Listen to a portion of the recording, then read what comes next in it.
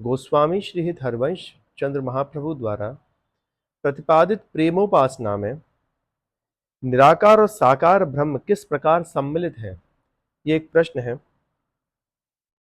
तो यहाँ पर सबसे पहले हमें ये समझना है कि निराकार ब्रह्म और साकार ब्रह्म जो है वो किस तरह से बताए गए हैं।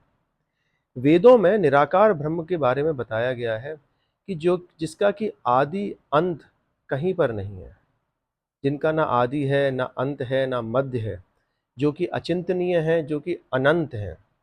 और अचिंतनीय और अनंत होने के बावजूद भी जो है वेद जो है नेति नेति कहते हुए उनको प्रणाम करते हैं। वो महर्षियों ने जिनके बारे में बताया है कि भैया एक आनंद स्वरूप, एक ज्योतिर्मय स्वरूप जो है उनका है। और वहीं पर अगर हम बात करते हैं साकार स्वरूप की, कि उन्हीं ब्रह्म को जो है उनका एक रूप जो है साकार भी है, जो कि उपनिषदों में वर्णित है।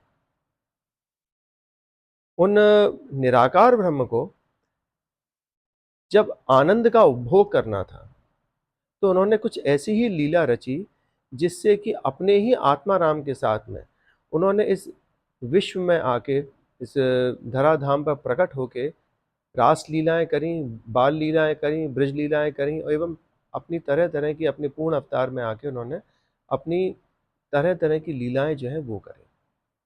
इसका वर्णन जो है श्री सुखदेव जी कहते हैं, रास पंचाध्यायी का जो पहला श्लोक आता है, भगवान अपि तारात्रि शरदोत्फुल्ल मल्लिका वीक्षरंतु मनश्चक्रे योग माया मुपाश्रितः। कि ठाकुर जी जो हैं भगवान, जो कि निराकार ब्रह्म है, जो कि साकार स्वरूप इस लेके इस ब्रज धाम में जो है उनका अवतरण हुआ, और वो निराकार और साकार ब्रह्म का जब मन किया, जब मन में इच्छा हुई रास करने की, तब उन्होंने अपनी ही शक्ति से जो है इस सृष्टि को रचा और उन्होंने रास किया। पर यहाँ पर जब हरवंश महाप्रभु की जो प्रेमोपासना की बात आती है, तो वहां पर निराकार और साकार ब्रह्म किस तरह से हैं वो हमको समझना है। देखिए, भगवान शंकर जो हैं उनसे पार्वती जी पूछती हैं कि हे देवों के देव महादेव, आप किन की उपासना करते हैं? आप तो खुद देवताओं के भी देवता हैं। आप जो इतने आंख बंद करके तपस्या करते हैं, तपस्या में रत रहते हैं, तो वो आप उपासना करते किसके हैं? आपको कोई उपासना करने की जरूरत नहीं है, पर फिर भी शिव, आप जिस शांत स्वरूप जो है आपका, वो हमेशा उपासना रत रहता है। तब भगवान शंकर पार्वती जी से कहते हैं कि हे पार्वती जी, आप बहुत ज़्यादा जो है भाग्यशालिनी हैं कि आपने मुझसे ये प्रश्न किया, और ये गुप्त रहस्य जो है मैं आपको बता दे रहा हूँ। और वो गुप्त रहस्य आपको गोपनीय रखना है। और गोपनीय भी कहा गया है कि 3 बार त्रिवाचा भरिए कि गोपनीयम गोपनीयम गोपनीयम प्रयत्नतः, ये आपको गोपनीय रखना है। और वो क्या है गोपनीय रहस्य? कि मैं भगवान शंकर जो महादेव जो हूँ, देवादिदेव जो हूँ, मैं एक ऐसे ज्योतिर्मय स्वरूप का ध्यान करता हूँ जो कि नील पीत तेज है। और वो नील पीत तेज, ज्योतिर्मय तो हमेशा नील पीत तेज होता ही है। तस्मा ज्योतिरभुद्वेदा राधा माधव रूपकम, कि वो नील पीत तेज जो है वो राधा माधव का युगल स्वरूप है। और वही राधा वल्लभ लाल जो हैं उनकी उपासना हरवंश महाप्रभु, उनकी सेवा हरवंश महाप्रभु करते हैं। तो भगवान शंकर द्वारा प्रतिपादित जो निराकार स्वरूप जो है उसका एक साकार स्वरूप इस ब्रज में महाप्रभु हितरवंश महाप्रभु के पास में थे, और उनकी उन्होंने सेवा करी, उन्होंने उनकी ही लीलाओं का गान किया।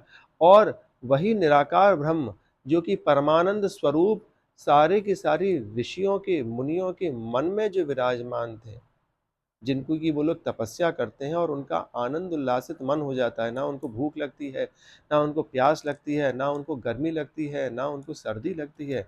उन ऋषियों के मन में वो क्या है, वो एक हृदय में एक ऐसा परमानंद विराजमान है, और उसी परमानंद का जो है वो उपभोग करते हैं। हम लोग भी तो ऐसा ही होता है कि हमारे कोई मतलब की चीज़ होगी जिससे कि हमें सुख मिल रहा होगा, कोई खाने की अच्छी चीज़ होगी तो उसको खाने के लिए हमें कोई श्रम भी अगर करना पड़ता है तो श्रम हमारे सामने नहीं होता है। कोई देखने की अच्छी चीज़ होगी तो उसको हम घंटों घंटों खड़े होके भी जो है वो देख सकते हैं, वहाँ पर हमें कोई श्रम नहीं लगेगा। तो कहने का तात्पर्य यह है कि जब आप आनंद का उपभोग कर रहे हैं, उस समय पर आपको जो है किसी भी तरह का श्रम जो है वो महसूस नहीं होता है।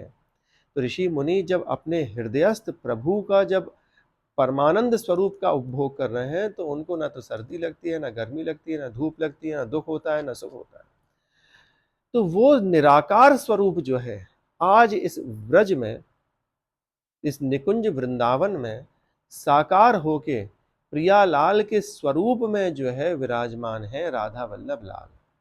किसी ने कहा है कि भैया अगर आपको वेदों का सार देखना है तो वो यमुना तट पर गौर श्याम और नील पीत वस्त्रों को धारण करके यहाँ पर रास लीलाएं जो है वो रचा रहे हैं, वो वेदों का सार है। वही निराकार ब्रह्म यहाँ पर साकार। इसी चीज को हरवंश महाप्रभु की भी कहते हैं अपने सुधा निधि जी के श्लोक में कि परस्परम प्रेम रसे निमग्नम मशेष सम्मोहन रूप के लिए वृंदावनांतर नवकुंज के हे तम नील पीतम मिथुनम चकास्ती। कि वो कह रहे हैं कि मैं एक ऐसे नील पीत तेज को प्रणाम कर रहा हूँ जो वृंदावन की वंशी वट पे यमुना के तट पर किसी भी एक कुंज के अंदर जो है विराजमान है, और उनका स्वरूप मुझको समझ में नहीं आ रहा है। भाई बाहर से देखने में जो है वो नील पीत तीज है, तम नील पीतम मिथुनम चकास्ती। वहां पर उन्होंने किसी तरह के ना तो नेत्रों का वर्णन किया, ना ही हस्त कमल का वर्णन किया, ना ही जो है उन्होंने स्वरूप का वर्णन किया, श्रृंगार का वर्णन किया, कि सिर्फ नील पीत तेज का वर्णन कर रहे हैं।